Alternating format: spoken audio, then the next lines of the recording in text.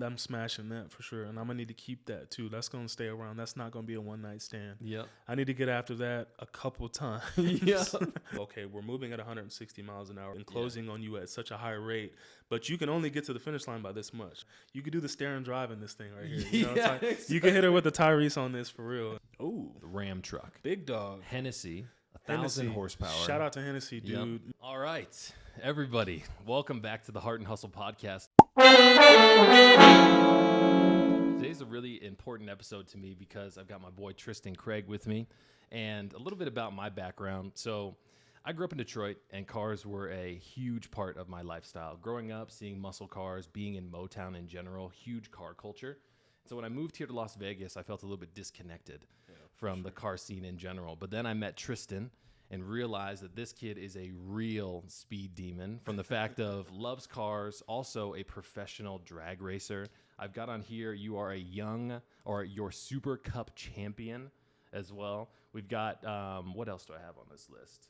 I've got Super Pro champion. You're also, in this list, I had something else. You've got a top 10, what is this? A drag champ top 10 list as well that you've made as well. I'm super excited for my boy to be here. Tristan, thanks for coming on the show, man. Thanks for having me, man. This is exciting, dude. I love what you're doing with your platform, and it's an honor to be here, bro. Yeah, well, I appreciate it. You know, I wanted to bring you on selfishly because I'm a big car guy, you know what I mean? Yeah, but no, I don't really I know. even understand the elements of what being a real car guy is because I don't build race cars like you do. So why don't you give everybody an introduction to yourself, some of your accomplishments as well, so we can dive into today's conversation. Yeah, man. So the way I like to explain it to everyone is like, you know, when they ask me, how'd you get into racing? It's like I literally did not have a choice. My dad raced, his dad raced. So like inevitably, it was just something that I fell in love with. Like my earliest memories were like being 3 years old, like, you know, playing with my wrestling man upstairs in my room. And then all of a sudden, like the floor is rumbling because my dad's in the garage, firing up his car and you know, working on tune-ups and stuff like that, building engines. So, you know, obviously, you know, once the house stopped shaking, I would run down the stairs and join them in the garage and see what was going on. And it's pretty funny because, you know, at the time when I was younger, like I was kind of afraid of like muscle cars and all the noise and stuff like that. So it took me a while to get used to it.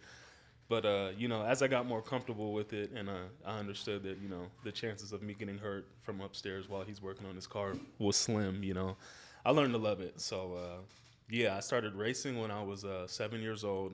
They have what are called junior dragsters, which is just a smaller scale dragster, which I drive now, but kids can drive them. Okay. So when I started, you could start racing at 8 years old. And you can race from 8 years old to, I want to say 18 years old. There was a couple older kids in there. So I did the Junior Drag Racing League from 8 years old, and I got out of it when I was about 14 when I started going to high school, because then I started to care about girls and basketball. Yep. And it just, you know, I had to balance everything out at the time. But man, from like 8 to 14, like when I was doing the whole Junior Dragster thing, like that was my passion. Like, you know, if I wasn't at school or, you know, down the street at my homie's house playing basketball, or with my friends riding quads or dirt bikes, like we were at the racetrack. And my dad raced every weekend, and that's just what we did, you know, like that. Since I was young, like that was the family thing. So, yeah, always been passionate about it. You know, I had a pretty successful run in the junior dragster ranks, and then that just propelled me into, you know, when I got older and I got my driver's license and I was old enough to race, you know, actual cars and stuff like that, like it just took off. Man. And I just haven't looked back since, man. Like I'm in love with it. That's all I think about. So it keeps me busy. It keeps me grounded, and I'm super fortunate that I've been able to sustain it for this long. Because you know, for some of my peers and friends who, you know, came up the same ranks, you know, for some people it fizzled out. You know, it's definitely one of the most expensive things that you can do in terms of it being a hobby, or, you know, however you want to look at it. But yeah, I'm fortunate, and I still care about it like I did when I was 7 years old. Probably more. It's sick, to be honest with you, but you know, it is what it is. And, You got know, that oil running through your blood, man. Yeah, literally, yeah. So let's take it back a little bit. So let's talk about your dad. Mm-hmm. So you were exposed to your racing culture, I would say, very early. Let's talk about your pops and how did he get into the space? yeah, so my dad was born in Cleveland. They lived there. He was a military brat, so he bounced around a lot. But from what I understand, he was born in Cleveland, you know, with his brothers and sisters, and his dad was just like my trajectory. His dad was always working on cars, building engines, you know. They didn't come from a lot of money, so, you know, in order to go racing, they had to do, you know, the most of their operation was done in-house. So they're building their own engines, assembling their cars, doing everything that they can in-house, so just so they could afford to go racing. So he picked up a lot of, you know, his knowledge and everything from his pops. And then shortly after, his dad was no longer in the picture, and he moved out to L.A. with his mom and his siblings. And as you know, Southern California is huge automotive vibes out there. You know what I'm saying? So, and then he moved out there like during the height of it. You know what I'm saying? So like, so what year is this? Because this was I'm thinking like early Fast and Furious days. You know before that, he was born in '68, and I think he was maybe 15 or 16 when they were in L.A. So early '80s, that type of scene. And just when he explained to me, you know, drag racing was like, it was becoming more prominent back then, because back then I think guys were, you know, just taking out their souped up cars and finding like old airstrips and stuff like that, and just like letting them hang, you know, who has the fastest cars in their racing. You know, he was really into the street racing scene. Yes. So, which thankfully I didn't really have to go that route, because there was more organized racing by the time, you know, that it came to me. But yeah, he you know, he had a couple cars that he was building. He was also in the military. So he was building his cars and racing, and that's how he developed more of the love for it, you know, that he was exposed to when he was a kid. But now at this point, he's doing it on his own because his dad's not in the picture. So he's racing out there. Shortly after he gets stationed at Nellis out here in Las Vegas, he meets my mom, and he has this '72 Nova, which is like his pride and joy. Beast. Yeah, and that was his gig. You know, he had an engine that he put in it that he had built himself, and I guess when he came to Vegas, he didn't really know too many people, so obviously naturally he moves out here and he's like, oh, where's everybody racing at? You know, this is the community that he gravitates to. So he finds out, you know, where the street races are. He goes out there, makes friends. He's a nice guy. Has a pretty quick car, not the quickest car, but enough to get people's attention, and that's kind of how he laid a stamp out here. So, you know, one thing led to another. He has a kid. The racetrack's built. He's racing every weekend. I'm there with him, 2 years old, 3 years old, in a pamper, just like standing at the gate, waiting for my dad, watching him race. Yeah. And and it just trickled down to me. That's crazy. That's kind of how it worked out. I mean, I love that story because, like, I feel like when you're not exposed to cars and the overall experience of cars when you're younger, you really don't understand. You know what I mean? Like the 100%. Sound of like cars launching from the line and just taking off, and but also like the community that comes along with that, I think is so dope. 100%. That's the biggest part of it, is the community and the people that you're around. So when you were a little bit younger, how did you start navigating towards like your car scene? Did you have friends in high school and people who you kicked it with who were into it as much as you? Did you ever dabble in like the street scene at all? It was minimal. No, I didn't dabble much into the street scene just because I know I would have got killed by my parents, and it just wasn't necessary. But I had very few friends. The funny thing about me is like you said, you know, coming from Detroit, you're like, not too many of my friends are really into this, and it was always like that for me. Yeah. It was almost like back then it was like not cool to do that. You know what I'm saying? When I'm racing junior dragsters and I show a couple of my friends pictures and trophies, they're like, "Oh, you race go-karts? I guess that's cool." You know what I'm saying? Can we go swimming now? Yeah, exactly. And I'm just like, "Shit, I guess, bro." So that's why it was like basketball with my friends, and then on the weekends racing with my dad. Yeah. So the friends that I had at the racetrack, like we were all in on that. So it was almost like, you know, I had everything. You know, I had a group for this and a group for that. So, but I had a couple friends that were into cars, and then once they found out that I raced, they're like, "Oh, hey man, like, you know, can we come work on my car?" And I was just like, "Yeah, sure, bro." So, like, even with you, when we met, you actually cared about cars and like you were into it, and I was just like, "Oh, like he has a, you know, like you had a fast street car. I think you had the Jeep at the time." Yeah. So it was cool linking up with you, and then like we automatically clicked on that. So I'm like, oh, okay, he gets it. You know, let's go to the racetrack. And I remember, you know, we hung out. For one of the first coolest things we did was just met up at the racetrack. You know, made some laps, and I was like, okay, like that was cool. But I never dabbled into the street racing thing. Thankfully, like all I knew was organized racing in the leagues that I was in. So that's what all I was focused on. And street racing, you know, in my dad's time period, it was just way more common and like less taboo. Yeah. And when I got older, you know, when the Fast and Furious stuff was going on, it was like, if you get caught street racing, your car's getting taken, it's getting smashed, you're going to jail, you're losing your license. And that's just way too much risk for me because, you know, I get to do these things, you know, at the racetrack, and I'm cool with that. Like, I'm not, you know, at the racetrack, let's go fast. On the street, let's be responsible so that I can go racing on the weekend type of thing. You hear that, guys? On the racetrack, go fast. On the streets, be cool. Yeah, 100%. It's not worth it because, you know, I've seen the ugly side of that. You know, I've lost people that are close to me from, you know, not making the right decisions with that. So, you know, it comes with the territory. But, yeah, I kind of just held on to my friends that I made at the racetrack, which they became my brothers and stuff like that, and kind of just found a way to integrate everything. And then now, you know, now that it's, I guess, cool, you know what I'm saying? People are more accepting of it and stuff like that. You know, it's cool to like bring my friends who are not necessarily as familiar with racing to the racetrack and show them my world. So, you know, there's not too many people that can relate to it, but, you know, I got my people, you know, in my corner that, you know, we all care about it and, you know, we enjoy it with each other. Yeah, sure. I mean, that sense of community is huge. So growing up in Detroit, right, I came from the opposite side of the spectrum that you came from. Okay. So when I was younger, there was a kid named Mark Cecabelli. So Mark, if you ever listen to this episode, I'm shouting out you, man. So when we were younger, living outside Detroit, people were really into making their cars go as fast as possible. And you have to, it's Detroit. Exactly. And street racing was a big thing there.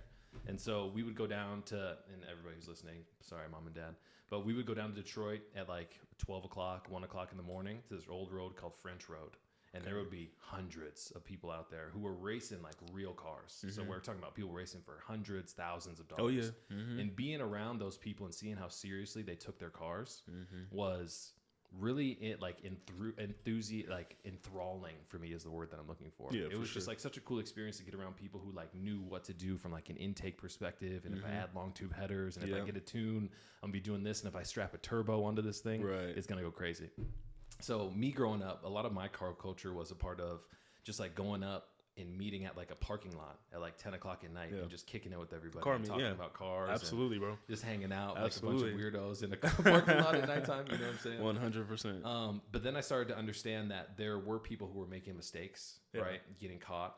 You weren't going to get your car crushed and stuff like that as intense as it is on the West Coast and get your license taken away. Right. But there were definitely people who were out there making bad decisions, running from cops and stuff like that. Right. And to me, that always seemed super dangerous because I didn't have the structure of a professional racing scene, right? We didn't have tracks that were near us, or if they were so run down that nobody went to them. So everybody handled stuff on the freeways and on the streets. Right. And so that was a little bit of a different world. You know what I mean? Yeah, 100%, dude. It's a different type of energy for sure. Like the few street races and stuff that I have been to, that's exactly the vibe that you get. Like, they're not there to mess around, dude. Like, we're here to race, and there's a lot at stake here. Yeah. And we put every single day of the week into this moment right here. And like the preparation that goes into racing in general is something that I think is underrated. Yeah. Like, people put everything that they can into these cars, and granted, it is just a car, but to somebody else, that's their whole world. Yeah. And when it's time to go racing, they have something to prove. So, we take it seriously, to say the least. Let's take it back a little bit. So I want to talk about when you're younger. Like, do you have a core memory of you racing, of like the first time you were in your dragster and you were like racing? Walk us through. I could tell you like it was yesterday. So my dad bought me my junior dragster. I can't even take it further back. So I'm at the racetrack with my dad every weekend, and the junior dragster league started when I was young. I just remember, there was years where I was at the track, and then all of a sudden I'm like, are these kids racing these cars? Yeah. So we're walking through the pits and everything and I'm like tugging on my dad's shirt, like, yo, like, kids drive these? And then he's like, wishing that I didn't see it because he's trying to keep it from me, but he's like, yeah, you want to go check them out? And I'm like, yeah. So we're watching the kids run junior dragsters and stuff like that. And I don't even think I really needed to say anything to my dad. He could just tell about my energy and how my eyes lit up. Yeah. And that's all I cared. I was like, yo, like, this is it. Like, this has to be me.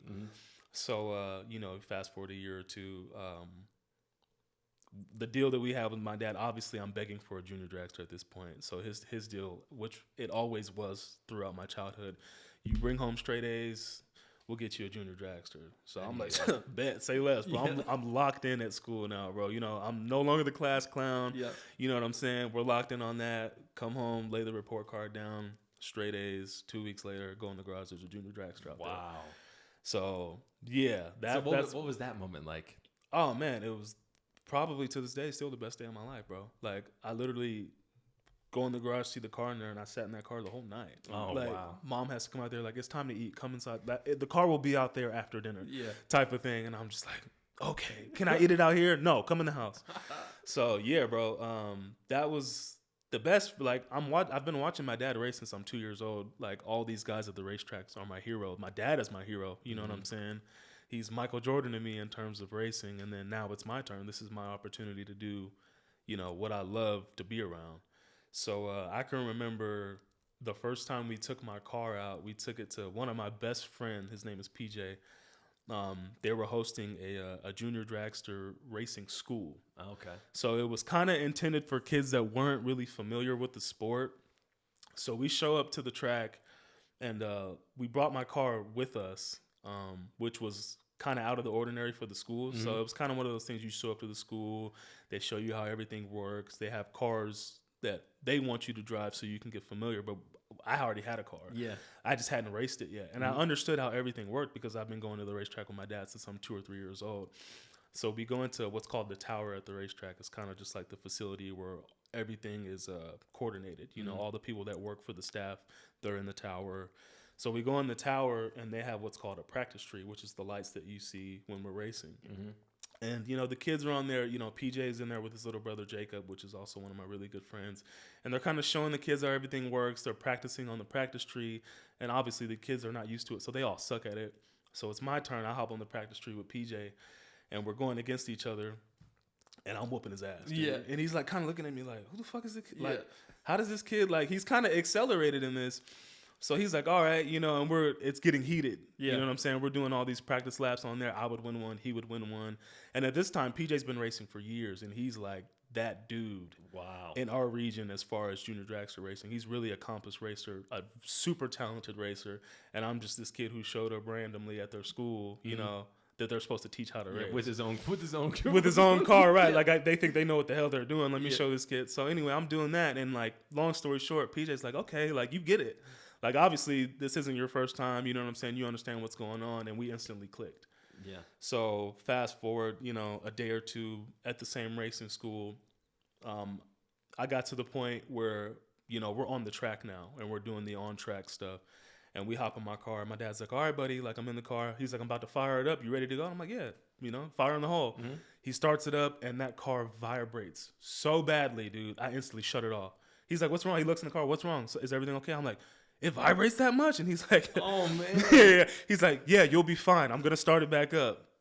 He starts it back up, and I'm like, okay, this is real, bro. Like, I got the helmet on. I got my gear on. I'm strapped in, and I'm just like, okay. Like, and at some point, you know, he's like, all right, have fun. And they roll me up, and it's just me and the racetrack. Nobody in the other lane, nobody next to me. I can't talk to my dad. He's behind me. I got the helmet on, and it's just me, and I'm just like looking down the racetrack, and it just seems like it's 40 miles long. You know what I'm saying? And the finish line's only 600 feet away. Yeah. Light turns green, and I'm just like, all right, nail it, and then just make my first pass down the racetrack, and like, man, there was no better feeling in the world. I'm like, we have to do this again. You know what I'm saying? And then ever since then, like every single lap down the racetrack, I'm just as excited as I was that first time after my initial scare. That, you know, I've been stuck with it, bro. It's man, crazy. it's just like anchored in your DNA. You know what I mean? Pretty much, yeah, dude. Man, that's crazy. It's I just think about like some of those original experiences when we kind of like find our first love. You know what I mean? That's literally like not somebody else, but it's just like a passion. Literally, being able to just like click into that moment. When you are on the track today, even like back in the day, when everything fires up, you pull up to the line. Is it just dead quiet in your head? Yeah. Are you just focused on just that? It's like I black out, dude. Honestly, yeah. And it's funny because, you know, a lot of times people ask me, do you get nervous? Like, what are you thinking before a run? You know, everything's going on. There's so many variables that you can't even control. And there's so many ways you can win or lose a race. And it comes with a lot of nerves. So, but yeah, man, once I fire up the engine, like there's no more thinking. I don't feel anything. I don't think. Everything's instinct. And it's like probably the only 5 seconds, you know, because the race lasts 5 seconds long. Only 5 seconds where nothing else matters. I don't even think. It's just a blur. I black out, dude. Like until after the run's over, then I can tell you everything that happened. But it's just like in the moment, like I don't even know what's going on, dude. Yeah, like, and I think a lot of us really search for those moments today when we find ourselves 100% present. Yeah, you know what I'm saying? That's like the exactly world what today it is so distracting. We've got so much stuff on our mind. It's But hard to be finding present that all the flow time. moment. You know what I mean? Is just like so valuable. Yeah, man. It's a unique feeling for sure. Yeah. Yeah, I live for it though. So let's talk about your early career. Okay. So you are, needless to say, a very accomplished drag racer. So where do your early wins start happening? When do you start realizing that like you have the ability to be really good at this sport? Probably in the junior dragster ranks. I would say my first year I got my ass beat. And why do you get your ass beat? Like, what does that mean? It's, for me, in my opinion, it's just experience. So at the time we're racing in age groups. So when I started, it was 8 to 10-year-olds are in a group, 10 to 12-year-olds, 13 to 15, so on, so forth. And I'm racing some kids that have been racing for a year or two.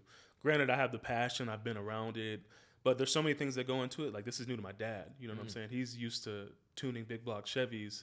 This is a lawnmower motor, you know what I'm saying, with a long header on it, and you have to figure out how to make that thing reliable and consistent. And this is 1-cylinder versus 8-cylinder, alcohol versus gas. Like, he's trying to figure out the setup. I'm getting used to the car. I'm trying to develop a routine. It's just a lot going on that you have to figure out in order to be successful. Yeah. So, it took a little bit, for me, getting my butt whooped. And that, to me, I come from a racing family. So, we're used to, being successful in it, or, at least knowing how to find success. Yeah. And getting beat all the time, it humbles you, and you have to find ways to not let that happen all the time. So I think just the experience of, learning everything and seeing how I win, seeing how I lose, see what works for other people. And, once you kind of build a foundation, you understand how things work, and you get a handle on things, it started to get easier. And the good thing about the Junior Dragster Racing League is that you're racing amongst your peers as far as, your age group is concerned. So it's easy to measure yourself. So I'm like, okay, like the 9 and 10-year-olds are really good. So I need to race with them more, you know what I'm saying? Whether it's me continuing to get my butt beat. Once I start winning, once I get the formula, then I'm going to be a problem.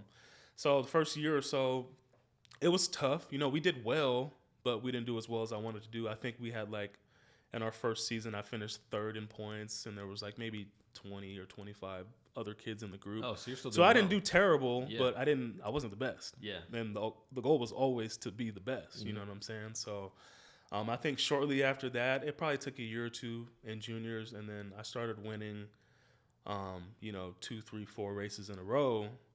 And then the other kids are kind of like, oh, okay, now he's, you got to watch out for him because he's starting to figure it out.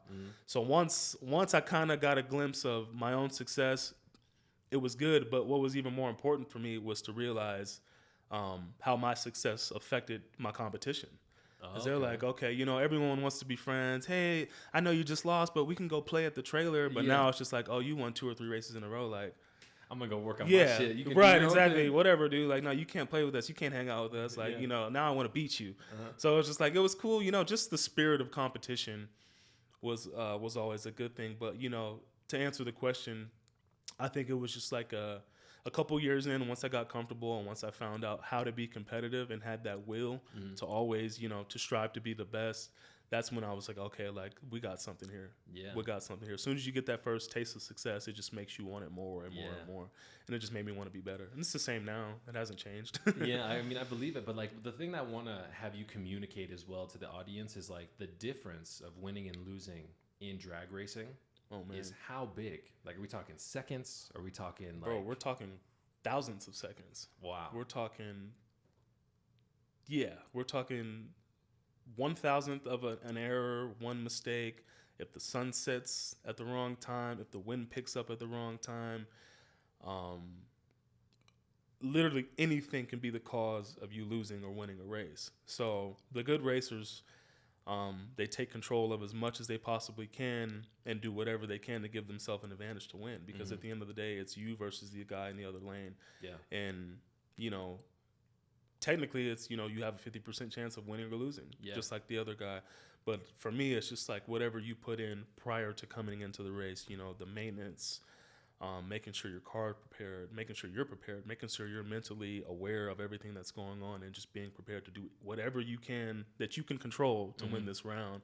It's that small, bro. That small of a mistake, and it's over. Wow. And it happens so fast, too. So fast, right? Yeah. We're talking about coming up to the tree. Everything turns yellow. Go green. We're smashing. You have to be the best version of yourself for 5 seconds. Wow.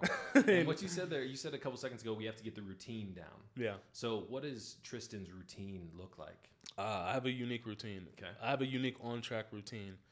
For me, one of the best lessons my dad, it was one of the first things that he taught me when we were going racing. He was like, I don't care what anyone says, no matter what, never let anyone rush you.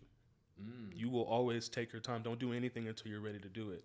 And that was like really beneficial for me, because that race only lasts 5 seconds long. So you need to do everything you can to be prepared, because it could go either way. So for me, it's just, my routine is longer. My on-track routine is longer. I do a lot of breathing exercises while I'm in the car to just get in that zone to make sure, okay, like I'm not thinking about anything else other than this reaction time and focusing on where this other car is and executing my game plan.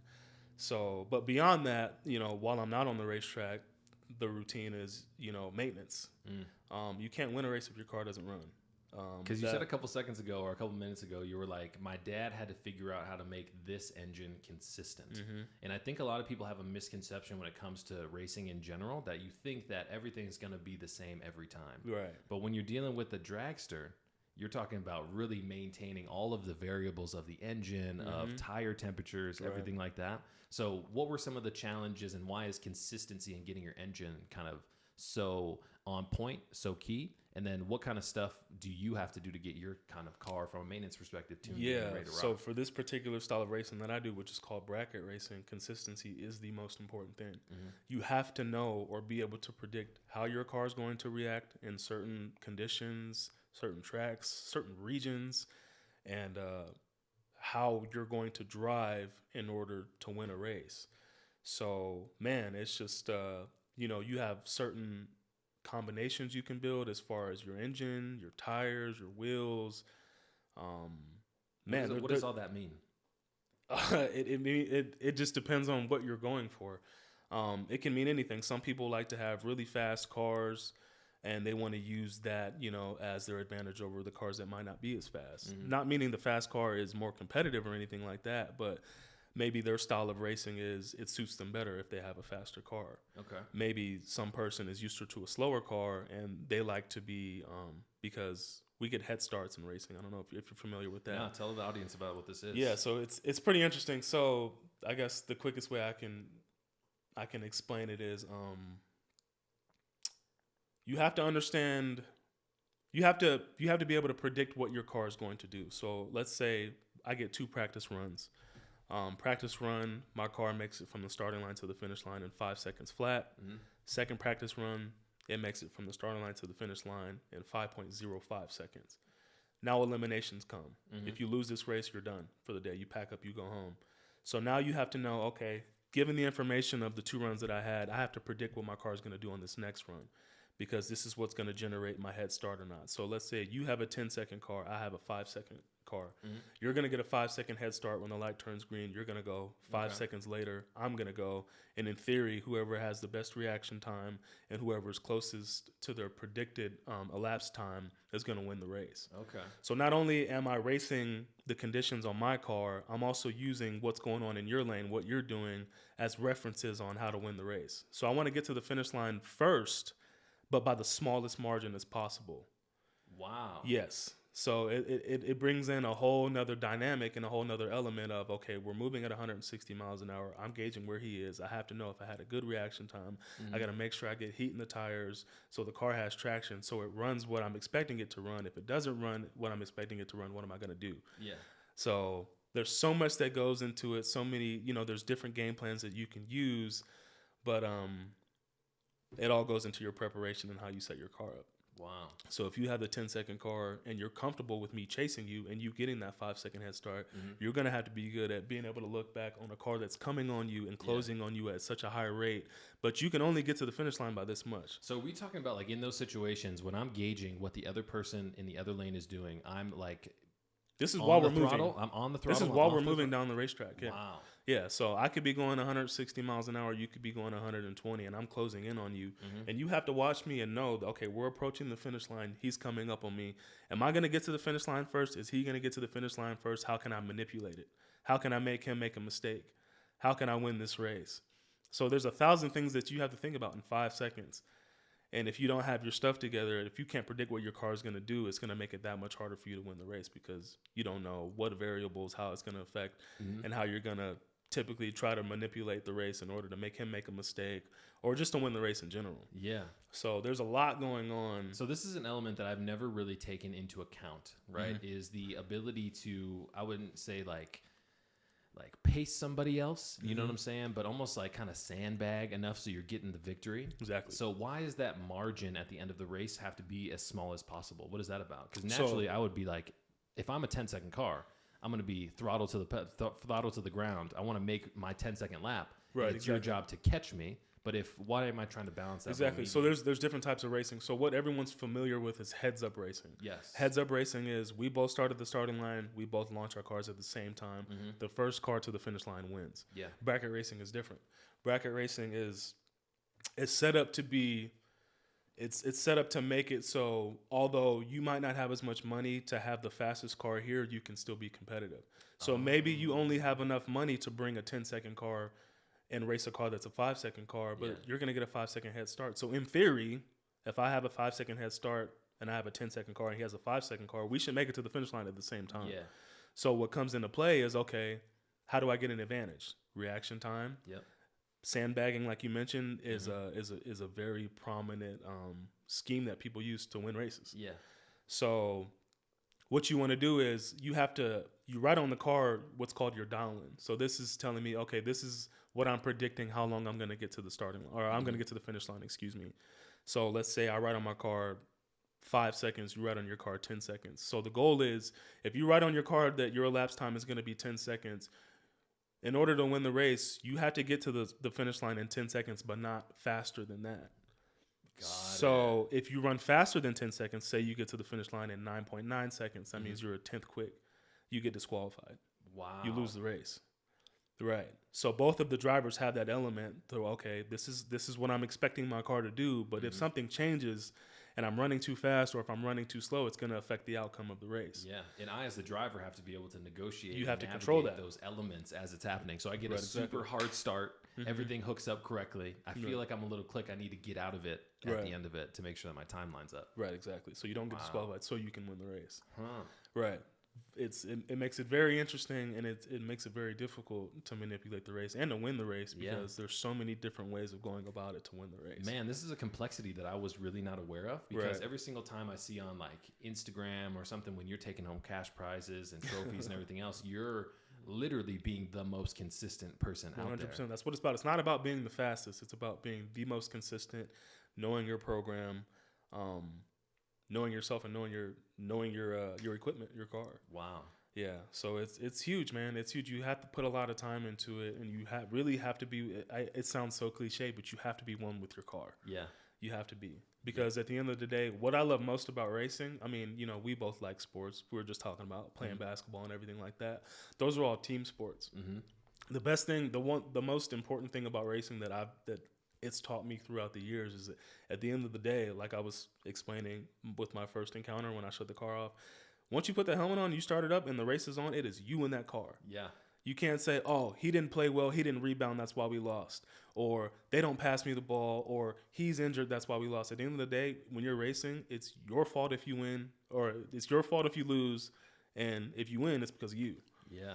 So it's really taught me to be accountable And you really have to take advantage of, literally everything you can in order to win, because it's just you in that car. There's nobody else to blame. I wanna tap into that word, because naturally when you were kind of saying there, I was like, wow, there's a huge sense of accountability here. 100%. And the one thing that I really have appreciated about you, and you said it a little bit earlier in the podcast, was your dad taught you to never rush your process, right?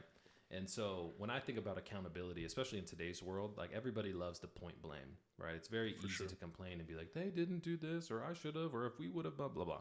Right. And when you're racing, it really is you versus you out there. 100%. So you're getting yourself in the mode, in the routine, in the zone to be able to be as consistent, because you're racing against you. Right. Nobody else. That's powerful. It is. So the sense of accountability, was that something that naturally you started to understand through the sport, or was your pop somebody also who kind of like hammered that stuff into you early, especially in those early days of losing? It was a mixture. It was a mixture for sure. That was just always one of the things that my dad was really he really hammered in, as like me being a young man. It's just like, hey man, it was funny. I had an older sister. My sister's 2 years older. It was just us growing up. And my dad would leave for work and he would be like, take care of your sister.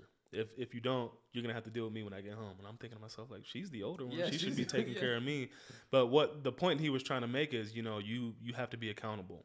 You know what I'm saying? I'm not here to do these things. You're the man while I'm gone. So you have to be accountable and you have to be responsible and you have to do what's right in order for us to succeed. Yeah. Same thing with racing. It's just you in that car. It's just you preparing the car. It's just you bringing the car to the racetrack. Granted, you might have your friends or your teammates or, your supporters that help you get to the races and everything like that. But ultimately, if you want to be good at it, there's no point blaming and everything like that, because it's not going to make you a better person or a better racer. You're just going to keep losing, and then you're going to try to find someone else to blame for it, and you're not going to get any better. Yeah. I think that's, in terms of racing, that's why I've been able to continuously elevate my game. It's just because I'm not afraid to hold myself accountable. I think that's the best way to do it, because I'm constantly trying to find ways to be better. So the sense of accountability, right? Right. So you're talking about that sense of accountability towards yourself is something that really is not going to serve you. And I think that's just a enormous worldview to have just in general. You know what I mean? Because we come across so many adversities in life that at the end of the day, it really is you against you. You know what I'm saying? So why don't you tell us a story about kind of that sense of accountability coming into focus? Was there ever like an early racing experience that you had where you wanted to cast blame towards others, and then you kind of had to remind yourself of that accountability? You know, because I feel like that's not an easy mindset to click There's into. hundreds of examples. I can give you an example literally every single time I go racing. Like I said, racing, especially, with the conditions and everything and all the variables that go on, it's so easy just to say, oh, well, the engine was too hot. That's why it slowed down. Or, I ate too much breakfast. That's why I'm a little sluggish and my reaction times are slower than what they usually are. Or there wasn't enough air in the tires. You could point to anything to take the blame off of yourself why things are not going the way that they should go. Yeah. Every single time you go racing. And it's easy to do that because it makes you feel better. Like, okay, well, better luck next time type of deal. But it doesn't necessarily serve you when you're constantly looking to do better and to sustain success.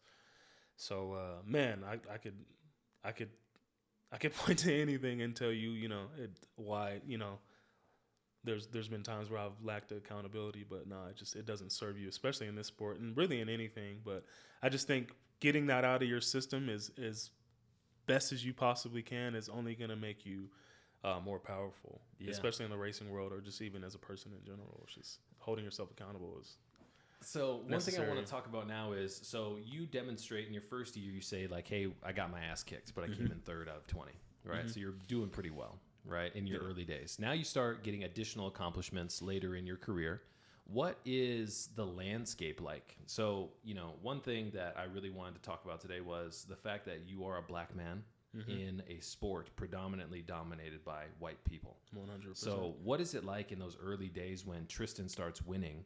What is the vibe of the community that you've been a part of? Like, what kind of differences do you notice? Anything because of your skin tone, or what is that like? Yeah, I mean, it goes both ways. I'd like to gravitate towards the positive ends because the community in racing is probably the most important facet of racing. Like, there is no sense of community other than, like, outside of the racing community. There's a lot of people there would give you the shirt off their back. You break something, oh, I got a spare, like I'll bring it to you, I'll help you fix it. But on the flip side, there's people that are not like that. You know, like you said, the sport is predominantly white. I guess we could just, you know, we could be straightforward with it. And, you know, not everyone is used to people like me being around, which is okay. I understand that.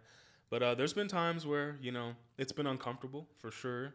And, you know, there's been remarks maybe indirectly or, you know, whatever the case may be, just the energy is a little bit different because I don't look like everyone else here. There's been very few racetracks that I've gone to where there's been maybe one or two other people that have my complexion or anything like that. And that's okay. It is what it is. That's just the nature of the sport. But there's been some interesting times. I'll just say it that way. And then, but a lot of the times there's a lot of super supportive people, super loving people, and people that have embraced me regardless of skin tone or anything like that. But it's cool. I think I'm happy that I've been exposed to both sides of it. Because it just helps you understand people and how to move. You know what I'm saying? You kind of got to move. And for me, wherever I go, I kind of just really focus on what I got going on. I like to tell my friends all the time, you know, I'm here to race. I'm here to win the race. And, you know, whatever else happens, happens. A lot of people are there, you know, just to hang out and, you know, spend time with a really nice car and a really nice RV and their friends and just relax. You know, some people, that's their version of racing. But it's not like that for everyone. So, you know, for the people that are there, you know, just to enjoy themselves, you know, people have their groups and people that they like to hang out with and enjoy themselves. And, you know, I stick to the group of people that understand me because I'm super introverted. I'm uncomfortable around strangers. Even like doing this is completely out of my element. So luckily, you know, we've got a rapport. So it's cool. It's just like hanging out and talking to you about stuff that we always talk about. But I like to immerse myself around people that I'm comfortable with, people that I know, you know, have good energy, and we're all there for the same reason. So I just try to stray away from everything that's, you know, I'm not focused on at the racetrack. Yeah, I noticed it's just like, you know, because I have a unique experience. So being biracial, dad's black, mom's white, right? Me being light-skinned as well. Right. I've had the luxury and the issue of being on both sides of the fence, right? And one of the places that I lived before moving to Vegas was I lived in South Carolina. And that mentality out there was very different for me. Because there was a way in which we approached race in general, right? And it was very, I would say, like separate. It was very divisive, divided in general. And I just kind of think about your role as being a black man and being successful in drag racing in general. It's like you're leading by example of how we should be doing these things. So you have to almost have to hold yourself to a higher sense of accountability. We'll use that word again. 100%. Because I know that there are people out there, and you might not kind of recognize this, but imagine how many little kids have come to the track and seen you winning. Do you know what I mean? And like, do you ever think about your role in somebody else's like vision for their future? That's become as of recently, that's become really important to me. I didn't really have the mindset about that, or the capacity to really think about, you know, everyone watching. There's always so many people watching the races. Like now, you know, there's races, people are racing for $1 million. It's streamed online. Thousands of people are watching all the time. And like you say, you know, I could be at the trailer at the racetrack, you know, working on the car, and a kid walks by and, you know, they're just locked in because, you know, that's what they like, just like how I used to be. Walking through the pits, looking at cars, like thinking, dang, man, that's so cool what they're able to do. Like one day hopefully I'm able to do that. And it took me growing up and understanding, you know, people are watching, kids are watching. And I think in terms of racing and really anything, kids are the most important because the only way racing is going to continue to evolve is when those kids grow up, they're going to have to fill our positions.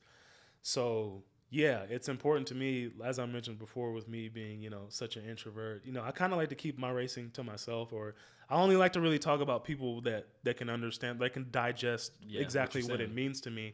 But I've had friends mention to me, hey, man, like you need to open up more about this because there's probably so many other little kids, black kids or biracial kids or whatever the case may be, that are not necessarily comfortable, you know, striving for something like that because they don't see too many people like them doing it. Yeah, we don't have the representation. So, right, exactly. So unless you go out there and say, hey, you know, you can do this too, you know, someone might not go after it.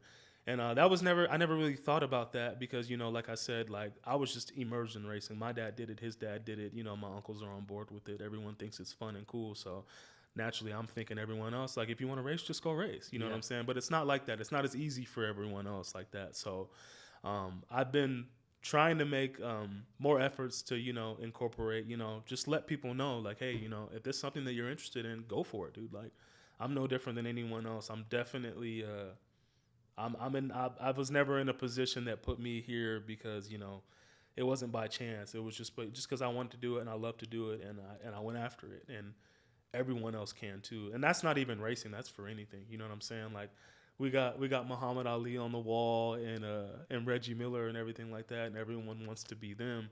But, until you see Muhammad Ali knocking people out, until you see Reggie Miller, doing the choking thing and hitting crazy threes and everything like that, you don't think you can do it until you see someone else do it. Yeah. And that's, some kid was in the backyard working on their crossover because they saw Reggie doing it. And there could be some kid in his backyard working on his dirt bike or his go-kart because he saw Tristan doing it. Yeah. And Lord knows what he might turn into. So it's important for me now. I'm happy that I'm understanding how important that is for, everyone else watching. Yeah. And that's a big responsibility that you start to click into, Yeah. in the other side of your 20s, and you get into your 30s, and when you start to get a little bit older, you get that perspective of once you become an OG, once you become an OG. Yeah, exactly. It's important. So one of the things that I always see you doing on social media is working on your car. Always. So let's talk about what type of stuff comes into the maintenance perspective of making sure that your car's running. Because one thing I see all the time, and this is something I loved doing when I was a kid, was taking my car apart. Yeah. But I never got to the depths of like breaking down an engine block and stuff like you've done. Yeah. So let's talk about kind of like the things that you need to know how to do to have your own dragster, your own race car. Like, what are we talking about from like a handy, like mechanical perspective? What kind of stuff are you doing? Man, see, for me, I'm not a rich man. So it's very important to me to be hands-on with as much things as I possibly can, simply from, the financial aspect. It can really save you a lot by knowing how to do things. But there's so many great companies and resources, thankfully, that I have that I can reach out to, and, they help me a lot. But for me, I just try to, control everything that I can. And we're hard on these cars, man. Racing it's a lot. So things break all the time. And for me, I can't win a race if my car don't run. I can't go to the racetrack if my truck can't pull the trailer to get to the racetrack. So it's bigger than just the race cars. The truck has to be ready. The trailer has to be ready. You need to have tires on the truck, tires on the trailer, slicks on the race car.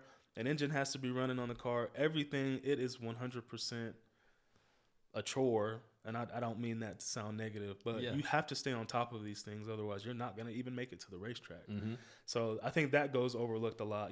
Everyone just sees me at the racetrack racing and everything like that, and thinks it's just fun and everything like that. But man, what would the equation be of like the work that gets done behind the scenes that nobody sees compared to what you do at the racetrack? Like, what is that? Like, goodness. Is that a 90-10? Racing's Is that a 95-5? The fun part, dude. I'm just having fun at the racetrack. Well, if nothing breaks at the racetrack. But yeah, dude, it's like 99-1, I guess. It's like 99% preparation to go have that 1% of fun and be able to compete. But yeah, it's a lot, man.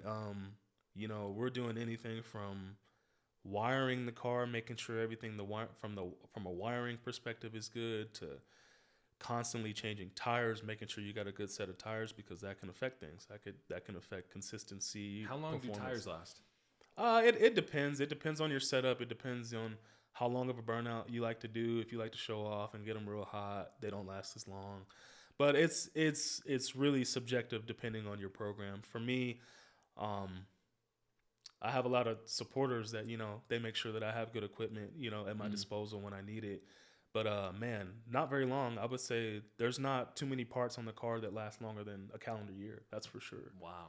There's really not much. I might keep my helmet longer than that, yeah. because that thing doesn't get beat up too much. But yeah, we have an influx of inventory in my garage, in my trailer, and at my sister's house, at my mom's house, wherever I can put parts. Yeah. I have it at my disposal, and we're constantly checking on things and making sure the maintenance is on par, because that can cost you a lot of money when things go wrong. So you're not a rich man, but you're a dragster. So do you have sponsors or people? Yeah, who I do have. How does that work? I have supporters that help me out. Luckily for me, it's just been based off of the relationships I've made with people throughout the years of being at the racetrack. But when you do well, obviously you have more people, more eyes on you, and a lot of people that may, want to be involved with your program and luckily I've got a couple people on my side that help me out, but ultimately, the burden falls on me for the majority of things. So Yeah. I got people that'll help me out with tires, and, I got my buddies that'll help me work on my engine, and machine shops that help me out to, build motors and make sure everything's kosher. But yeah, I mean, it really comes down to who you have a good relationship with, who you want to work with, who can you partner with to let them know, hey, I can help you as much as you can help me. So the thing about sponsorships, everyone thinks that you win races, everyone comes to you and they want to sponsor you. It's not necessarily that way. Yeah. It's also about what you can help them do, as far as people. They want their brand out there, but they also want to return because they have business too. So they want to deal with people that can help them sell parts, help them sell merch, whatever the case may be. And if it's mutually beneficial, then you can get deals done. Yeah. So it's tough. That's a whole different ballpark in terms of racing. That's more of the advertisement and stuff, like the marketing side of it, which Ron needs to help me out with. Yeah, more. Ron. And help the boy out, man. But it's cool, man. It's cool. Luckily, like I said, I've been doing this for a while, since I was a kid, and I've met a lot of great people that are extremely helpful. And this is not something you can do 100% on your own. No, yeah. It may seem like I'm doing a lot of this stuff on my own, but there's so many people in the background that help me out. And even if it's just a friend like you that I could talk to and get some of this weight off, so I can go to the race, with less on my shoulders, that helps too, bro. Like anything, man. It's there's so much that goes into it. So the way in which you're providing value for your sponsors is you're winning. Is that what it looks like? I try to do as best as I can. Okay. They like to see, people gravitate towards who are winning. So when you watch someone that not even winning all the time, just if you can do well consistently over a span of years. And just compete. People want to see, they want to see what kind of parts you're using on cars that are winning races or doing well. You're like, oh, okay, this guy just won $100,000 at a race. What kind of tires does he use? What kind of seat belts does he have? What kind of safety gear does he like? He looks really comfortable in that. Maybe I should get that fire jacket. Maybe I should get those gloves or anything like that. So it's not just winning, even though that definitely helps. A lot of people, that's probably the easiest way to get attention is by winning. But it's also, what I've learned is it's how you carry yourself. Tristan it's how is a brand. Right. It's how you deal with people. Like, do people want to come and deal with me? Do kids want to come talk to me? And, am I willing to take the time and, let the kids check out the trailer, check out the car, and see what's going on? People want to deal with people that are nice and fun and, makes it easier for them, just to do business with. So it's a lot more than winning. That's a common thing that I used to think, when I was a kid. Oh, I just got to win and then everyone will love me. Yeah. That's not the case. It's, you really have to be an all around good person and provide, a return on, for the people that want to help you out. So it works both ways. I feel like that mindset is only gained through experience and time. Yeah. Right. For sure. And so while we were, before we hopped on live today, you had said something that I want to dive into. You said the last couple of years have been really good for us. Yeah. So what does that mean? What have the last couple of years looked like for you? Oh, man. It's interesting for me, like from an emotional standpoint, I'm happy with how my racing is going because I lost my dad a few years ago.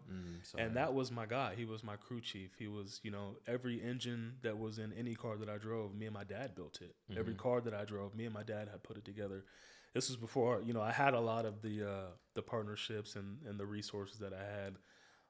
So when I lost my dad, one of the initial things when I lost him, I was like, I don't know if I'm going to be able to do this without him. You know what I'm saying? Like, he was the one that I would call, we need to work on the engine or, just to get his 2 cents on things because he was my old man. He's been through this. He understands exactly what I'm going through.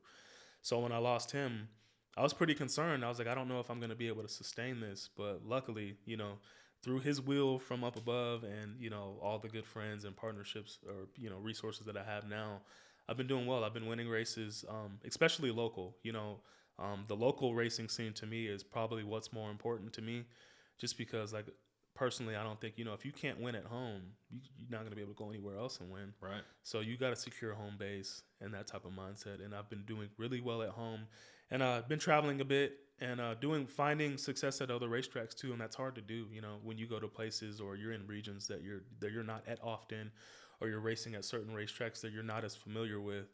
It's hard to do well. You got to really have your stuff together and you got to be really locked in. And the last few years I've, like I said, it's not always about all winning every single race, but if you can perform well at a number of races and, some of the best racers in the country are at these races. If you can perform well, like for instance, earlier in March, I was at a race called the Spring Fling, which is arguably one of the biggest races of the year.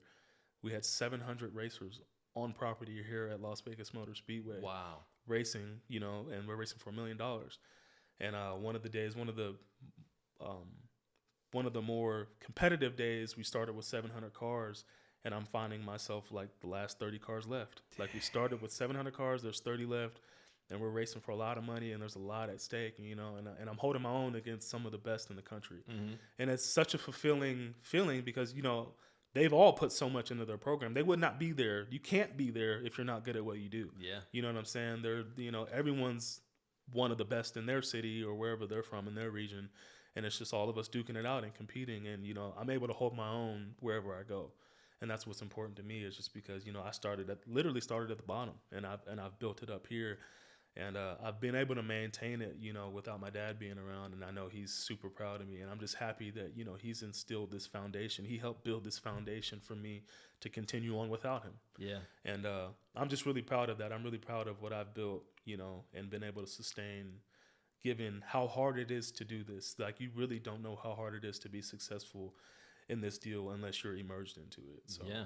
That's what I mean when I say the last few years have been really good to me. Man, that's incredible to hear. Why don't you give yourself an opportunity to kind of like talk about some of the accomplishments? So you talk about Spring Fling. What type of other type of things have you been winning? Yeah, man. Like, so we are in the year 2023. Last year, I was the 2022 Las Vegas Motor Speedway Super Pro Track champion for the season. Wow. So we had a 12-race series pretty much, and, you know, there's 12 different races. Whoever does the best throughout those 12 races and accumulates the most points is your track champion for the year. And I was able to win that last year. It was first place. Congratulations, man. Yeah, it was awesome, man. It was awesome. And Super Pro is just the category that I was racing in last year. Mm-hmm. And a couple years before that, I won Pro, which is a different category. I've won in every category that there is here in Las Vegas to offer. Wow. So I've won track championships. Last year was the year that I guess it's kind of like a hat trick. Mm-hmm. So last year was the year that I sustained a championship in Super Pro. I won a championship in Pro, and I've won at kind of like their beginning category, which is called Sportsman. Okay. So I've won championships at every single level that there is here in Las Vegas, and that's really important to me because that was something my dad was never able to do. And it was kind of one of those things that he was like, you know, as I was getting better, he's like, if you just listen to me, you can win all of these races. Yeah. And now it's like come to fruition. Yeah. So to be a champion in all those different categories at home, and I'm racing against people that I used to watch when I was a kid. So it's come full circle. You know, these people were my heroes at one point, watching them race. You know, granted, to me, it's just racing on a Friday night, but these guys are rock stars to me.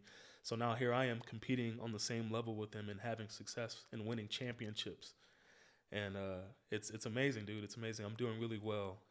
But as far as that, you know, we've done well at a lot of the bigger events in our region. I try to travel a little bit in nearby areas when it's feasible and when it makes sense to. But yeah, there's been a lot of racetracks throughout the West Coast that I've found a lot of success in. Wow. So, well, let's talk about one of those moments of who is a top dog in your space that you kind of watch growing up and you found yourself on the track against them and you end up winning.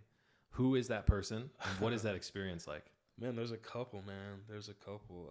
I guess for the sake of an example, I would say there's this guy, his name is John Flagar. Okay. John is my dad's age. I used to watch John. He used to wear my dad out whenever they would race, dude. Super nice guy, you know, like he's known me since I was, you know, a kid. He used to come over to the house and work on cars with my dad. Mm-hmm. But one of the full circle moments is racing with him, you know, and beating him and being like, damn, dude, this guy used to beat up on my dad, dude. You know what I'm saying? Like, he was like, you know, he was where I wanted to be. He was the ceiling for me. Yeah. And now I've worked my way up to race him and beat John and a couple other people that, you know, everyone's most people are good racers. But I think for him, just having that, you know, that awe perspective of like, man, dude, like this is really happening. And I've had success, you know, racing against people who have been racing for far longer than I have, who've accomplished so much more than I have. Mm-hmm. This is really now that, you know, I'm at this level and I'm able to be just as competitive and find success in it. Yeah. So shout out to John too. That's my guy. We text all the time. Yeah. And, What was it like? What was John's reaction the first time that you beat him on a big stage? He was cool. He was graceful about it. I think he knew it was coming, not from like, you know, me being a fucking show off or anything like that. But he knew it was coming, and you know, he even told me, he's like, "Oh man, like I've watched you. You've been waiting for this moment. You know, it was inevitable that this was gonna happen. So keep it up, kid. But next time I'm gonna kick your ass." Yeah. It's like, no, you won't. But thanks, OG. I got you now. Right, exactly. Yeah, exactly. You know? Man, that's crazy. Well, I mean, that's just like such a cool experience. I think that kind of rounds it out, you know, so well. So I want to take the conversation in a little bit of a different direction. So when you and I first met, I had a Jeep SRT8, right? Also had a CTS-V, so an LS6 vet motor, supercharged, long tube headers, loud as shit. You should have never got rid of either of those. Yeah, no, But those were they had to move on. Yeah, and now I'm intentionally wearing the Tesla shirt today because I've made the jump over to the electric team. You switched up on us. I switched up, man. And I got to be honest with you, there's nothing about an electric car that compares to, you know, a regular car with a big cam. As or long as you admit supercharged. that, bro. 100%. It's just not the same. It's like a completely different experience, right? It seems kind of disconnected, to be very transparent. They're fast, of course. I love Teslas in general, but they just don't feel the same. Right. And so, you know, your upbringing from a car's perspective, what type of cars really caught your attention growing up? Like, what was your like, oh my God, look at that car? American muscle, dude. Like, I get into this debate with my friends often about the electric vehicle stuff. I'm like, they are cool. You know what I'm saying? Like, I've always been around cars, but like I always tell my buddies, like, so what feeling do you get when you pull up to pick your girl up to go on a Friday night date and she doesn't hear your car coming up outside? Like, how does she not, you know, there's a different type of vibe when you pull up to your girl's house and she can hear that you're outside. 100%. She can hear the headers and she knows to come out and you guys are going to have fun. You guys are going to go hit the town. When you pull up in your Tesla, you got to text her or go ring the doorbell. Hey, by the way, I'm outside. You might not hear the car. That's true. Or even getting in the car, bro. You know what I'm saying? Like, it's such, maybe it was just the way that I was brought up, but like, if it doesn't have an internal combustion engine, like, I don't want to hear it, bro. Yeah. I don't want to hear it. So for me, it was always muscle cars just because that was what my dad was always working on. That's what he liked. He was a diehard Chevrolet guy. Yeah. So I'm not even allowed to talk about Teslas or Dodges or Fords or anything or like that. Like, that would be sacrilegious in my household. Yeah. But yeah, dude, like, American muscle cars, Chevelle is one of my favorite cars. Nova, which I have now, one of my favorite cars. Anything like that, anything you would see on a Friday night at a drag strip is what I'm gravitating towards. Yeah. But I've grown an appreciation for new stuff. You know what I'm saying? Like, I would appreciate a, you know, an M series BMW or anything like that. I'm just a gearhead, dude. Anything that's relatively quick or anything, it doesn't even have to be quick. If someone's put their time into it and they care about it, I'm going to give it the time of day because I understand how that works. Yeah. It could be, you know, a Model T for all that, you know, if it only goes 20 miles an hour. But if you put time into it and you care about that car, bro, I feel you. Yeah. Because I know how that works, man. So I'll take the time. Show me what you got going on, man. And I'll appreciate it for what it's worth. But yeah, man. As far as what I gravitate to, old muscle cars till the day I die. Yeah. That's what I'm into. That sense of, I would say, craftsmanship is huge. Yeah, you know for what I mean? sure. Because one of my favorite cars I've ever had was an E46 M3, and the ultimate driving machine, by the words of BMW, right?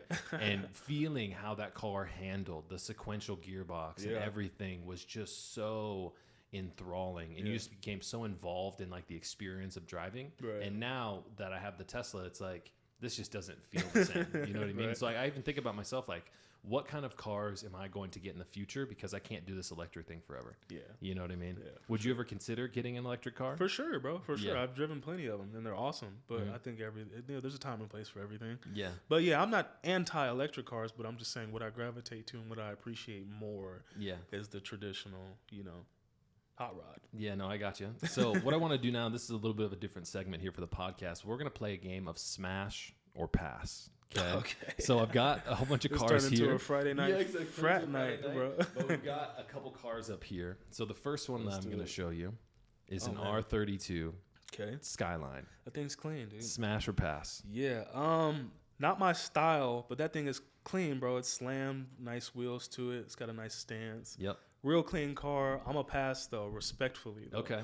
But for someone else, if that's, you know, I would respect if the homies say smash, but for me, that's a pass. That's a smash for me, just because of the legacy of where this comes from and like the car culture. You know what I'm saying? Like having a big turbo in one of these things would be absolutely crazy. Yeah, it would be a handful. It'd be fun to drive too. Yeah. Respect. So R32, Tristan, pass. Yeah. Okay, here we go. Next car we've got here is a GT3 RS in purple. Smash or pass? Very clean car. Fast car. I've driven one of these before. Awesome car. But, bro, you should understand, I'm 6'3", bro. I'm not cramping into that. I know. I was saying, like, so let's say, because I'm 6'6", right? And we're talking, like, size out of it. You know what I'm saying? Like, we could fit in these things. Right. Okay. Well, I like to be thorough with my smash or pass because there's a lot that goes into this. Yeah. But I'd smash. That's a fun car to drive. It's fast. Yeah. It's a clean car. It catches eyes. I can appreciate the craftsmanship. I'd smash. Yeah, this takes me back to like the M3 days. So me and my buddy Dante, we went and did the Las Vegas speed thing. Where you can drive like the Ferraris and everything. Right. Dante hops in a 458 Ferrari. I hop in a GT3. And good choices. He could not catch me.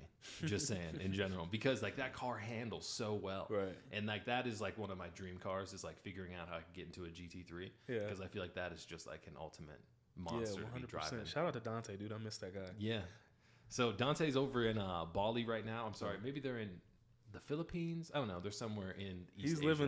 He's living it up, man. Sure. Doing his probably thing. Still driving the 458. Too, probably still driving the 458. Okay, so this is also in the Porsche family. So GT2 RS, clean, rear-wheel drive, turbo. The what do they call this? The Widowmaker, because so many people crash these things. That's it. What's your perspective? Oh man, fun car. I don't think I've driven one of these yet. I've seen plenty of them. Very sexy car for sure. Very sexy. Not sexy enough to smash though. I'm gonna have to pass on that though. If I mean, like, this is only gonna cost you like $280,000. Right. You know what I'm saying? That's a light ticket. That's a light pass for me as well. Okay. Okay. Next car we've got here on the list, and this is a throwback for me, and this holds a special place in my heart. CTSV first gen. Keenan, now we're talking. Yes. We're getting there, brother. I am smashing disrespectfully. This is one of my favorite cars. Yes. Huge LS fan. Yep. As you know. Really still want one of these cars. We'll have one of these cars soon. Yep. Probably a wagon instead. But Ultra Smash, wife, there forever. Yes. Like, I want to wake up next to you. Every CTSV. Day. This is the one right here. Yep. I'm glad you did this. So let's talk about the wagon though. Why is the wagon like your shit? Dude, I don't know, man. I wish I had an answer for you, but I just always gravitated towards wagons. I know. I don't know if it's I don't know if they're more personable because you could take a wagon to the grocery store and throw a case of water in the back and still race someone on the way home. Yeah. But as far as the CTSV wagon specifically, they're super desirable, bro. You don't see too many of them. Yeah, big wagon guy in any facet. Love Nova wagons are awesome. Just a big wagon guy. I don't know why. Maybe I just like big, obnoxious vehicles that are still fast because that's hard to do. Yeah, that might be it. It's just different. It's a different vibe. Yeah, I'm as you can tell, like I'm not really into the typical. So big wagon guy. That's a big place in my heart as well because like there's nothing sexier. Like I've seen some of these CTSV wagons that will be like in all black with like slicks on the back. Yeah. And I'm like, this guy is going to the grocery store, but I'm not going to try and drop him at the light. You know what I'm saying? Yeah. Don't want that type of smoke, bro. No, we're on the same list. That's the top of my list. Okay. So now we've got something European here. So this is an Audi R8. Very fast car. Yeah. V10. Yeah. R8. Oh, smash or pass, bro. You giving me some tough ones. You took your time on this. I did. The R8 is gonna be a smash, bro. It's fast. Yeah. At the end of the day, I'm a motorhead. We talk about a high performance mindset. This is what emulates a high performance mindset. Yeah. And you can throw your girl in the car, and she will hear you when you're out front, and she will have fun. And you can do the stare and drive in this thing right here. You know, exactly. You can hit her with the Tyrese on this for real, and I'll tell her I learned it from Keenan. There you go. I love that. That's a really good one. Okay, we got a couple more on the list here. So this is going to be a throwback, and not a lot of people really know about these, but I'm sure you will. So this is not a Chevy, but this is a Ford. I had a buddy, Tyler Scott, back in the day. His dad worked for Ford in Michigan, and his dad was like a VP of something, and he would always come home with like the dopest shit. Like I'm talking like brand new GT500s, Roush Stage 3 Mustangs, everything. And one time he brought home a Roush Stage 3 F-150. Oh boy, yes. This is big time, bro. This is big time. You see a lot of these on a Friday night at a well, not a lot, because not too many people have these. But if you do see these, you have to take the time to check it out and appreciate it. Yeah. Very fast truck, underrated truck. I'm a big truck guy too. Mm-hmm. This is a hard Super Smash Bros. Because this is fire, bro, and it's domestic too, so I can appreciate that. I'm big on America. Yeah. So nice truck, fast truck, fun truck, comfortable truck for someone 6 feet and above, which is very important to me. Super Smash Bros. And imagine like having your trailer hooked up to that thing. Exactly. You know what I'm saying? Like rolling exactly. out Very practical, bro. Man, and that picture's fire too. He's really getting after it in that burnout, dude. Yep. Yeah, I had I don't know if you remember or not. I had a Mustang, Ford Saline Mustang. I did. When I was 18 years old. And it made me, was never a big Ford guy, like I said, but I snuck that one into my collection just because it was a really nice car and it was fun to drive. Mm-hmm. So I developed a love for it at the time. Don't really care much for them anymore because I was young and dumb. But very nice truck. I would smash. Okay. 100%. So I've got something that's new to the market. And I was exposed to this via a YouTube video, and I didn't really pay attention to it. And I was like, oh, my God, that sounds crazy. So I turned off the video. But I was down on Eastern the other day, and this pulls up to me. A Mammoth 1000 Ram truck. Big dog. Hennessy, 1,000 horsepower. Shout out to Hennessy, dude. Yep. Man. Big Ram. This is fire, bro. This is it for sure. Lately I've been on a truck kick, probably because, whatever. Mm-hmm. But this is fire, bro.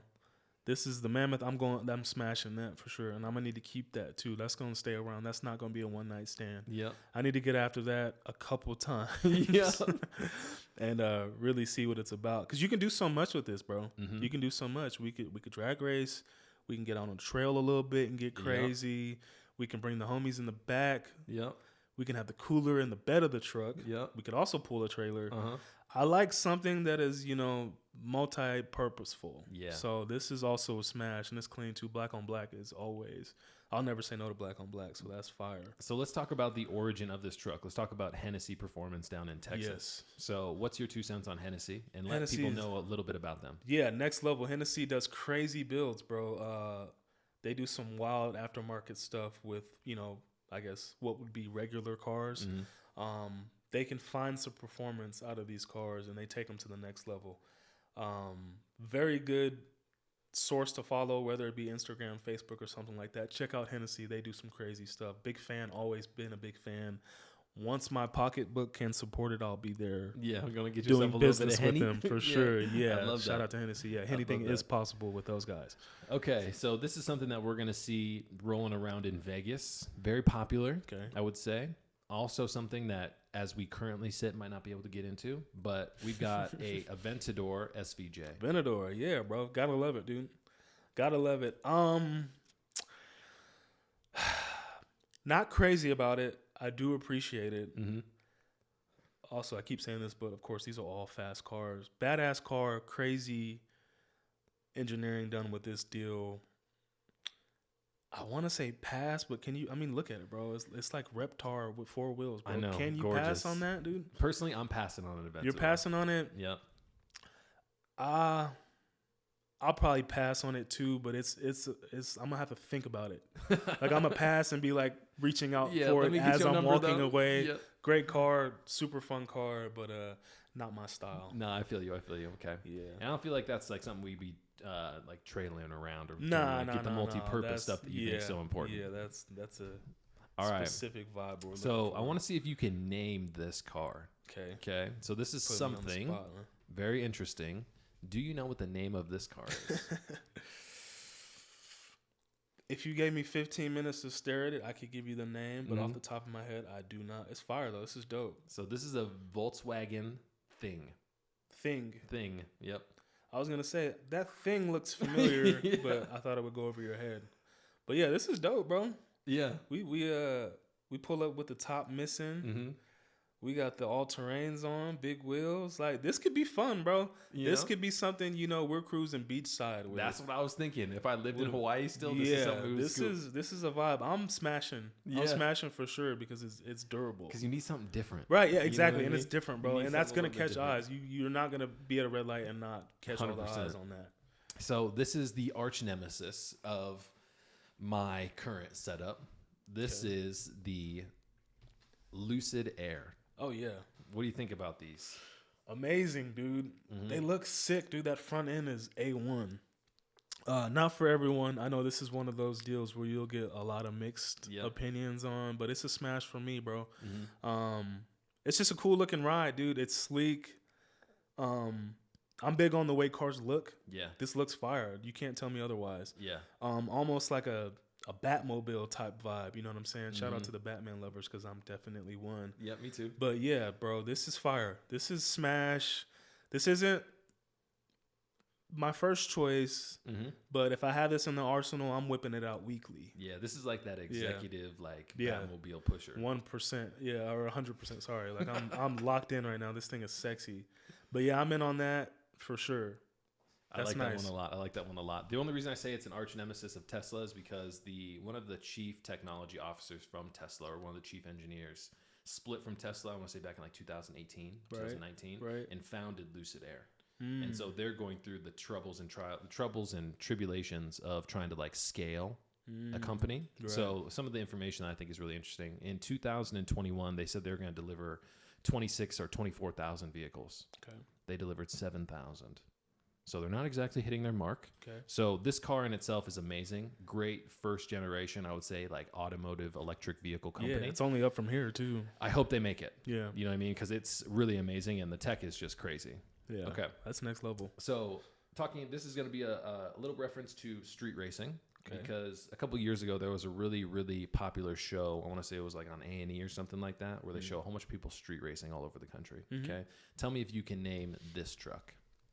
That's Farm Truck right there, bro. Farm Truck right there. That's Farm Truck. Shout out to Farm Truck and Asian. Yep. This is a staple right here, bro. Yep. This is a staple right here. This is my style right here. This is, for lack of better words, old rundown, but will whoop your ass, bro. This is, it don't look fast, but try me. Yep. This is my type of energy 100%. This is a sleeper. This is what we call a sleeper right here, ladies and gentlemen. That's right. This is a very fast truck, a very heavy truck. And it takes a lot of work to make this combination work, much like what I do. And, I got a lot of respect for the Street Outlaws crew. I've dealt with a lot of that crowd directly, and this is number one smash. If we ranked all the smashes, this is at the top. Farm Truck is the one. Fire. I think it's good. What size tire do you think's on the back of this? That's a big slick. There's room on that truck. I don't know if it's tubbed. Probably not. But if I had to guess, that's probably a 32 by 14, probably wider than that. It's a big tire. Big tire. Big tire. It'll help get that thing going. And so this is one of the things that I think people need to be aware of, and you guys will see this in the podcast, but it's like if you pull up next to a car, right, on the street, and you look at the rear tire and it's mismatched, you know what I'm saying? And they got something thick like this on there, you need to get away from that thing at all costs because that guy's not playing around, but he's ready. Yeah, exactly. Sure. Yeah. 100%. Okay, we got a couple more on here. So this is one that I think is really great. I love the design of this car, and it really kind of just like pushed the limit or the ceiling. Okay, cool. This thing kind of pushed the ceiling. So this is the Plaid. Plaid. What do you think about this guy? Yeah, I've been in a couple of these. Me and my buddies talk about these often. Badass car, bro. Very, very fast car. Yeah. Very fast. These are actually becoming more and more prominent in the bracket racing world, or just the racing world in general, but especially drag racing. I'm smashing for sure. Yeah. It has the specs on here. 1,000 horsepower, peak horsepower in an instant, almost. Very fun, very fast. I'm smashing, bro. Super fast car. It costs a pretty penny, but it's worth it. But like how much? So like we pictured the GT2 RS on here, right? It costs you 260 plus thousand. You can get a Plaid for 125. Yeah, it's almost at discount. You know what I mean? For what it's capable of, this is pennies on the dollar. I think that's awesome. Yeah, 100%. I'm a fan of these, specifically of Tesla. This is my go-to Tesla if I have to.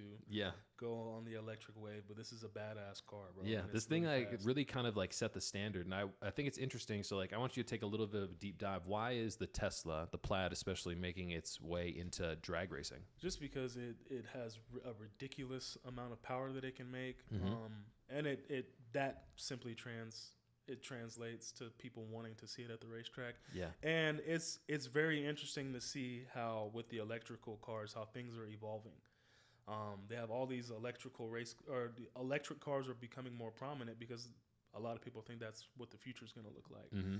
And these cars can compete with a lot of the internal combustion engines and race cars at a similar value. Yeah. So for $100,000 or whatever the price point may be on the Plaid versus $100,000 muscle car, it'll be interesting to see which car outperforms the other. Yeah. So it adds another element of like it's different. Yeah. It's different, but it's cool. That's one of those differences I'm willing to embrace. Yeah. At the racetrack because it's cool. I mean, at the end of the day, we're all speed demons and enthusiasts, and I like to see those at the racetrack. Yeah, no, I love that. For sure. So this one's a little bit different. I want to see if you can name this, and then I want to kind of dive into why I think this car is so special. Okay. Do you know what this is? Is that a Lotus? So that's an Alfa Romeo. Alfa Romeo. My bad. Yeah, that thing's nice, dude. So this is the Alfa Romeo C4. Okay. So this thing has a complete carbon fiber tub. Ooh. So the entire whip is basically all carbon fiber. So it is incredibly light. She's light. And I've seen a couple of these cruising around here in Vegas. And I always wonder, who's the person who bought this thing? Because this is not a Porsche. This is not a 911. You know what I'm saying? This is not a Tesla. But this is an Alfa Romeo that is all carbon fiber. I think it's got like 280 horsepower or something like that. Okay. And it is quick. Right. Yeah, 280 sounds low, but that's a creeper. That's one of those creepers on you. Yeah. Don't sleep on 280. That's something light like that. Yeah, that's a cool looking ride. I'm not familiar with this. Mm-hmm. Not as familiar as I should be, but it's all carbon. Very rare. Put some time into it, and I'm sure it's got some get up to it. Yeah, for sure. Yeah. These things are super rare. I think it's very interesting when people come into the marketplace with like a different perspective on what a vehicle should be. Mm-hmm. You know what I'm saying? So like, let me look at Alfa Romeo C4. I'm still passing though, but I mean. Mm-hmm. I'm interested in the story for sure. I'm sure it's. Let me see it's 237 horsepower. Okay. So not something that's astonishingly high, but yeah, definitely a fast whip. That's for sure. 100%. Yeah, I don't know if I've seen those before. I'm glad you showed me. Yeah, really cool car. Okay, so next we're gonna go to a McLaren P1.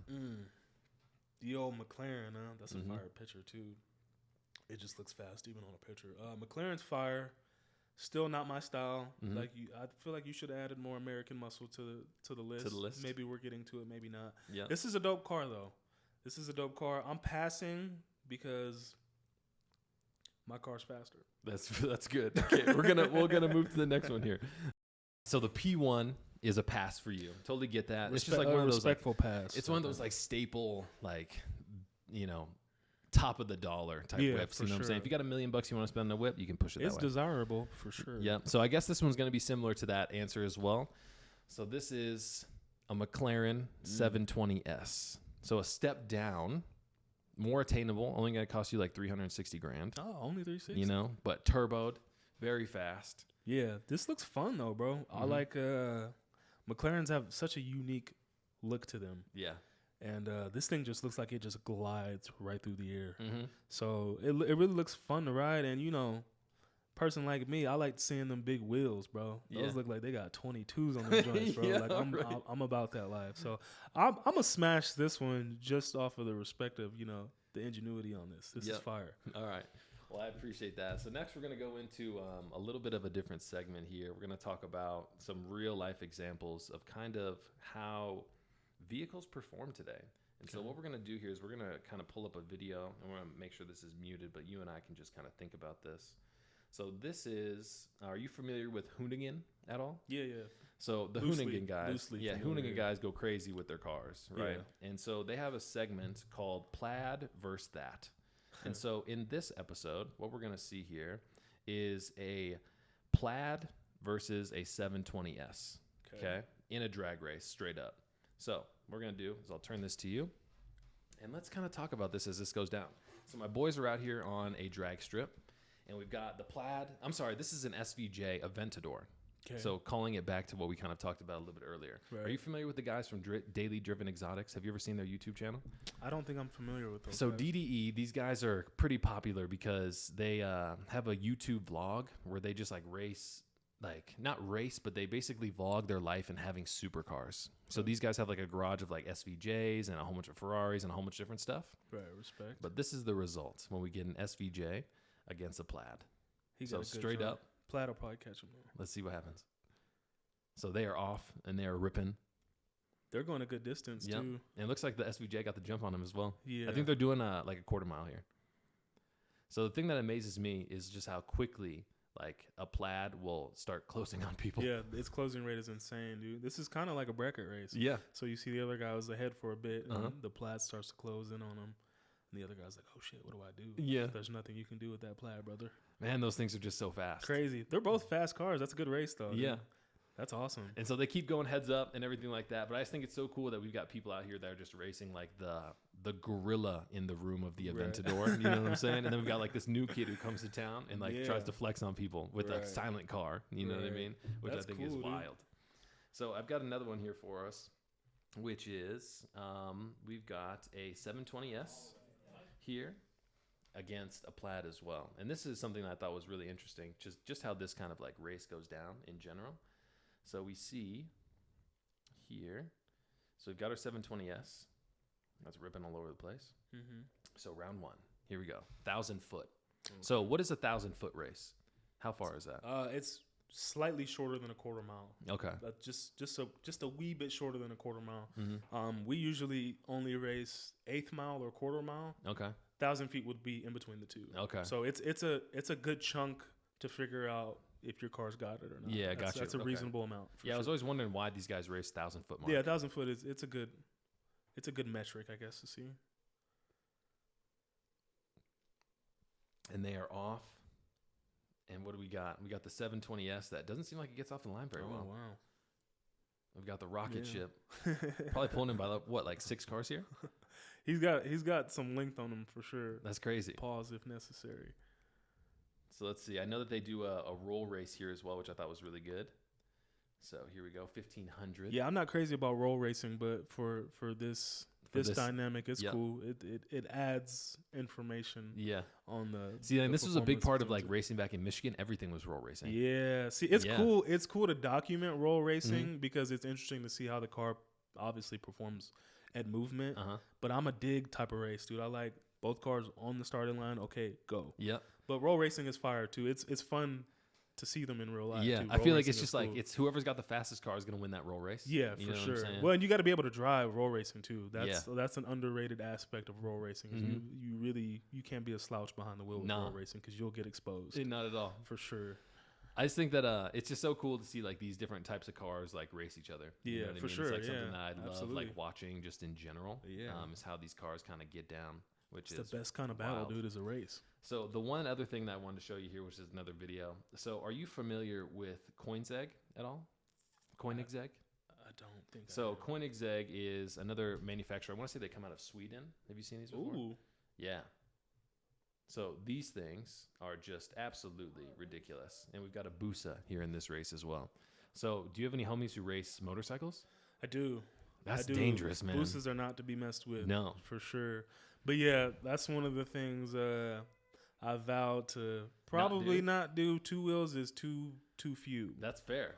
I agree. But I have a lot of respect for dudes on two wheels. They got the cojones for Mhm. sure. And there's some fast bikes, bro. It's hard to beat a fast motorcycle. How do you beat a bike, So though? it's cool. You got to have a lot of power. You dude. got to have a lot of You gotta power. have a lot of power. So it's cool to see this type of deal. That just shows how fast these cars are, bro. Yeah. It's insane. Yeah, and he's getting after it, too. You can tell he's no amateur on a motorcycle. No, not at all. Very pulling a He's wheelie at getting it. 140. Yeah, bro. I'm cool on that. I'm You straight. know? But, yeah. Insane, man. Yeah, that's crazy. It's just crazy to see how, we've been able to, over time, kind of just think about how we get these big vehicles with 4 wheels to go as fast as possible. It's You insane, know what I mean? dude. And 2 wheels as well. Right. You It's know what I insane, mean? dude. We've gone great lengths to figure this type of stuff out. Yeah, it's crazy. So what does the future of the automotive landscape look like to you? And this is something I kind of want to get your unique perspective, because you're really ingrained in the muscle scene in general, making cars go fast. Now we've got a huge emergence of electric vehicles, 100%. But we also have got like I would say governmental pressure, right? That says all these combustion engines aren't going to be allowed to be sold in California, as an example, as of 2035. Yeah, they're diminishing. What is a world that we can't buy these type of whips in? You know what I mean? A world that I'm interested to see, brother. It's funny you asked that. It's a good question, because that's one of the things that's kind of that's evolving in the racing world. Is like right now, fuel injection is a big deal. It's becoming more and more of a big deal, and I'm a carburetor guy. Okay, so explain the difference for us. Carburetors, essentially, kind of what's on the top of every muscle car, vintage car. It pours fuel down the engine, you go fast. EFI, fuel injection, is like controlled by the computer in the ignition, and it's just a whole new can of worms as far as tuning and getting the most performance out of your car.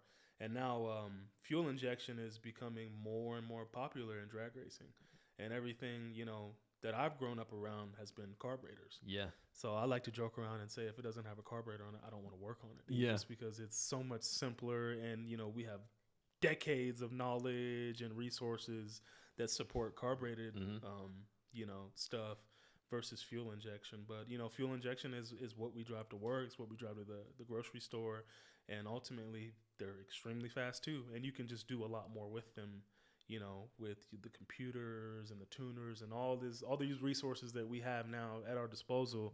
It can get crazy.